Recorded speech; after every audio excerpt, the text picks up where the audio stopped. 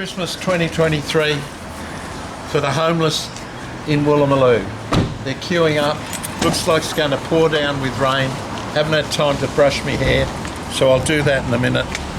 Get my act together. Christmas Day. Merry Christmas. Merry Christmas. We've had the meal up at Ashfield during the day, had Christmas lunch with the Prime Minister and everybody, and we've done over 2,000 meals. We haven't got the whole numbers yet, but huge numbers, bigger numbers than ever.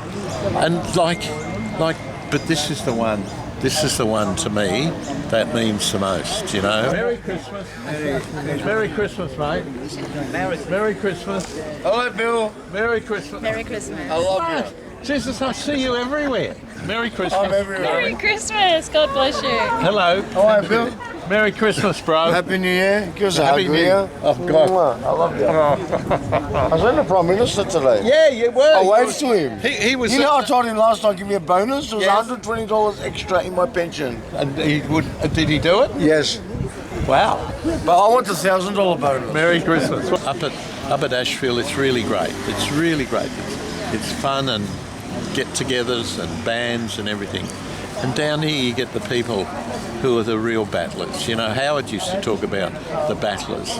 Well, these people here, they are the real battlers.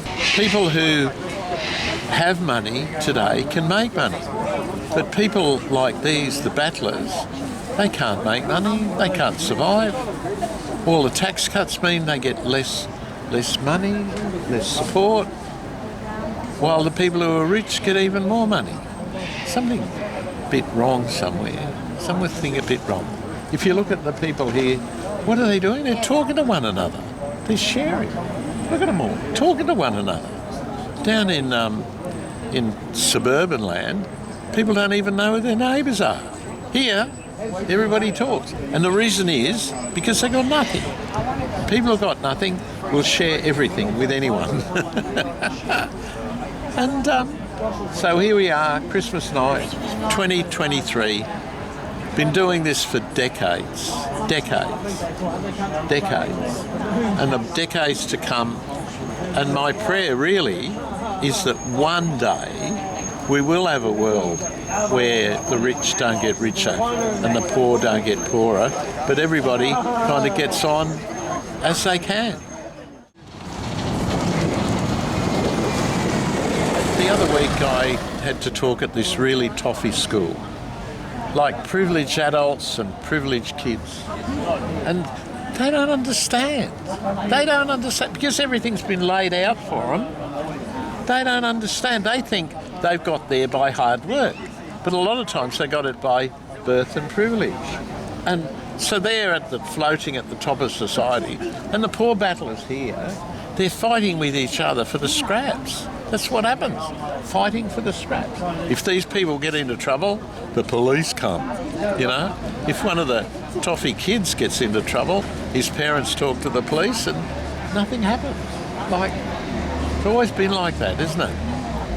The poor at the bottom of the barrel struggle with each other, struggle with the police, struggle with all of these things. And the toffs, the wealthy toffs, they just get away with everything. Very sad, very sad. And yet, this is where New Hope is born. New Hope isn't born where the privilege is. New Hope comes when the poor say enough and we're going to do something and make change. And look how many people is there in the line there. I don't have too many friends, too many people every year. Look at the queue going right around the bend, right up there. Queue of people waiting for food, for meals, for the sort of stuff you and I, we just take for granted. They'll be getting the meals from there, they'll be getting the parcels, and then we'll be all working away at it. It's quite an effort, isn't it? Look at all the people. I get blown away at the numbers, just blown away. Well, all the best plans of horses and men end up in a shambles, don't they? and we got the food in the wrong van, and we're all in a muddle trying to work out what to do, and somehow the vouchers haven't turned up. We haven't got the vouchers today. I'm very sorry. We haven't got the vouchers, so I'll have to come back in a month's time or so and fix it up. You guys, I'm sorry, we haven't got the vouchers, so you get your Christmas present in a month's time or so. Every year we give people vouchers. These are $25 or $50. They're $50 this time. Vouchers for to buy stuff in the shops, and somehow they've been left behind this time. And people are coming around and asking, "Where's the vouchers?" And I say, so you know, like, this is really important. This is really important. These people are really important, and they're used to being rejected. They're used to being left out. And it's really important. That's why I come down every year, to be here, to say to the people, this is important and you are important. And somehow things have got a bit stuffed up this year, but we'll get it all back, and I'll come down as soon as I get back, and we'll come down in February and we'll give everybody out their vouchers. But there's nothing matches giving out the food across the wall to the people and through the gaps. But we'll get there. In the end, this is a big learning experience for us, a really big learning experience. But we'll get there. One of the things that does worry me, we're doing so many people now, so many people that the processes are put in place. But we have to make sure the processes are human. We have to make sure that, because, you know, it can look all good on paper. Bless you, mate. Thank you. Well, it'll look good on paper, but when you come down, people want to be able to sit and eat and share, and it's part of the heart, the heart. And we've got to make sure that the heart doesn't get lost in all of this.